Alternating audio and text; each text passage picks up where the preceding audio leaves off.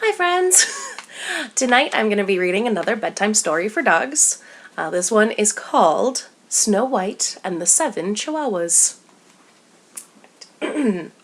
Not so long ago, a really smart German Shepherd named Snow White was training to become a guide dog for the blind. Snow was very proud of himself. Yes, he was a boy dog, although he had been fixed when he was still a puppy. He was proud of himself because back in obedience school, his teacher said he would never get very far.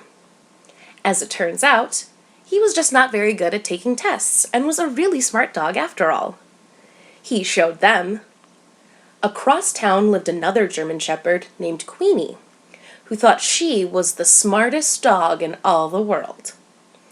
Every day she'd look into her dog bowl, which was so shiny Queenie could see herself in it, and ask, "Dog food bowl on the floor. Who's the smartest dog in Poughkeepsie?"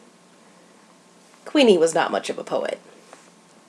And every day her dog food dish would reply, "You, Queenie, are the genius. There's not another dog in the entire state who could match wits with you.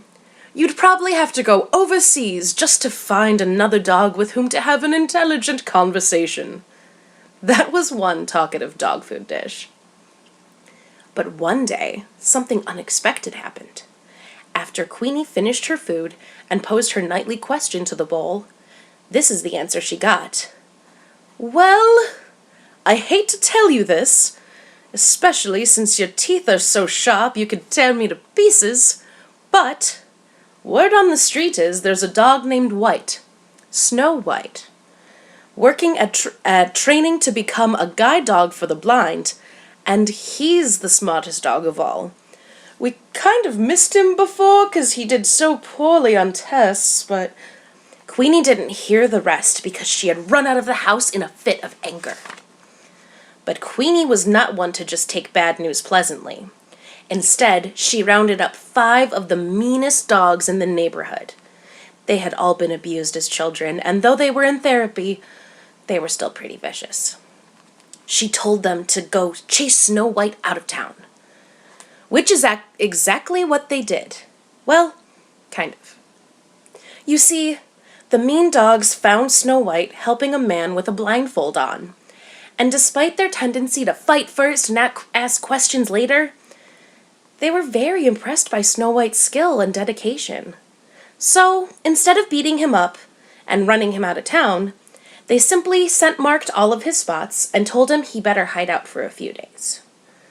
Snow White decided he better follow their advice. So, after writing a grammatically correct letter and prosaically perfect note to the head of the guide dog school, he decided to go hide out in the country with his friend Chester. He ran through the woods for hours and finally came to the house he was looking for. Even though it had been over a year since he'd been there, he was sure it was the right place because he smelled the curb. Besides, the mailbox read Chester and his cha-cha band.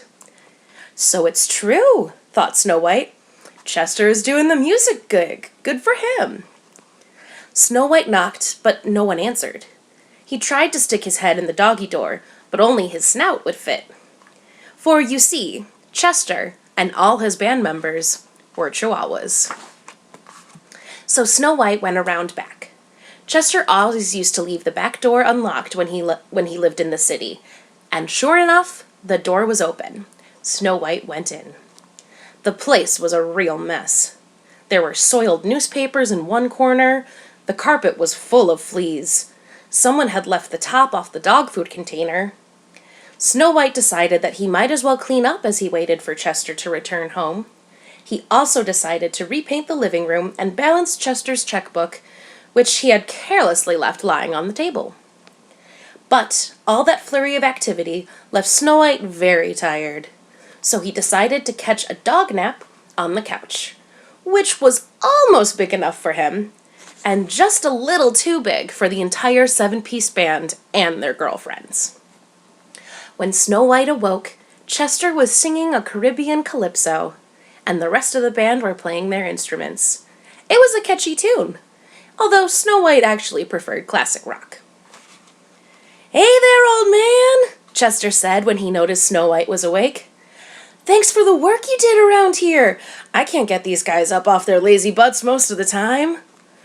"No problem," responded Snow White. "So, you gonna introduce me to your friends or what?" "Sure. This is Snoozy. He has narcolepsy. We never let him drive the van. And here's Whiny. Don't get him started. And Perky. Perky's our PR guy. Over there's Beano. Don't ask. And Dog. We're trying to get him to change his name to something snazzier. Last but not least, this is Bruce. I'd stay out of his way. He's a little moody sometimes." For the next 8 or 9 minutes, there was a lot of tail sniffing and other doggy greetings. "So, Snow, buddy, what brings you out our way?" asked Chester. Snow White explained everything to the guys, and they seemed to be listening, although the TV was on pretty loud and someone kept changing the channels with the remote. "Do you think I could just hang with you guys for a while?" "No problemo," said Beano. "Just be careful you don't step on us, because that would probably hurt a lot," said Whiny. So every day when Chester and the guys would go off to do their cha-cha thing, Snow White would stay home and clean up. He wanted to keep his intellectual skills polished. So he also started on their taxes. Meanwhile, across town, Queenie finished a big bowl of dog food and once again asked, "Dog food dish on the floor. Who's the smartest dog in Poughkeepsie?" Not only was she bad at rhyming, she never learned. But once again, the dog food bowl said, "Snow White." But then it added, "And I know where he is, if you'd like me to tell you." "You want me to tell you, huh? What's in it for me?" Queenie shook the dog food bowl so hard it screamed out, He's in the country with Chester and his cha-cha band!"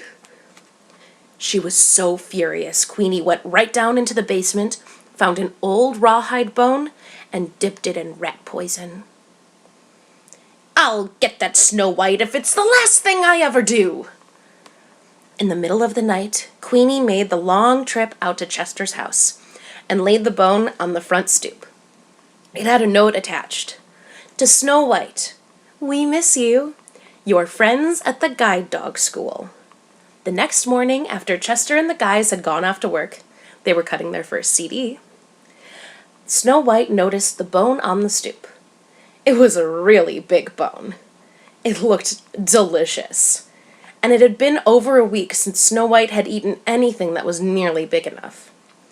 He started to gnaw on it right away, although his superior intellect should have questioned how anyone at the guide dog school could have found out where he was, since he hadn't told him where he was going, for their own protection. The poison took effect very quickly. When the guys got home, Snow White was laying motionless in the yard. The guys were very sad. They dragged Snow White's lifeless body out to the big oak tree he liked to pee on and laid him there. It was a lot of work for the guys, and Bruno developed a hernia, about which he griped for years. They picked flowers and scattered them all around. They played sad ballads and cried. While all of this was going on, a beautiful black Labrador and her person were walking down the sidewalk on the other side of the street. The Labrador's name was Lucy, and she started to pull very hard at the leash, dragging her person behind her. When they arrived at the memorial, Lucy asked Chester, "What happened?" Chester said he didn't know, but that Snow White appeared to be dead. Lucy turned to her person and said, "Can you help him?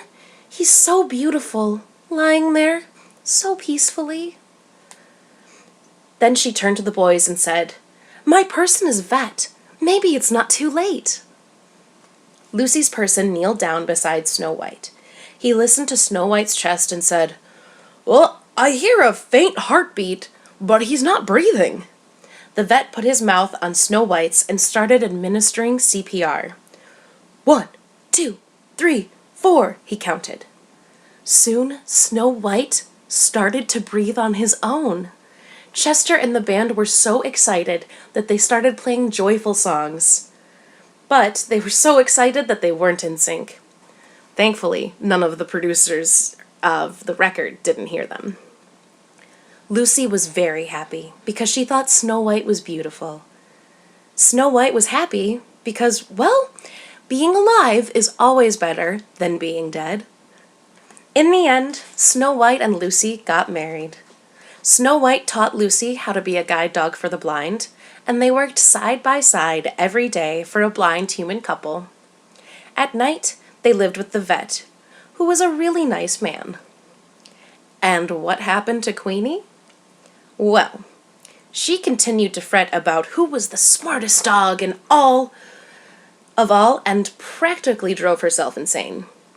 And she never learned how to love, which just goes to show she wasn't really that smart after all.